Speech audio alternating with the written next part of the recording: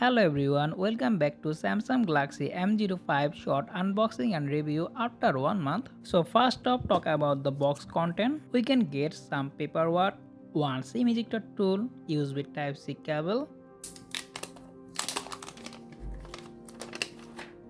and our Galaxy M05.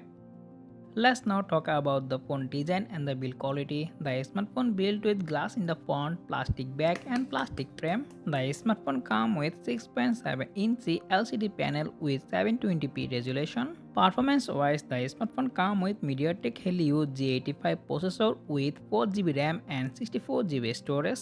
And the smartphone running Android 14 with One UI 6.1. In the camera department, the smartphone comes with a 50 megapixel main camera and 8 megapixel selfie camera. In the battery department, the smartphone powered by 5000 mAh battery and support 25-watt fast adapter. Okay, that's pretty much for today's video. If you found this video informative, make sure to subscribe and press the bell icon, and I will be catching you in the next one. Take care. Allah Hafiz.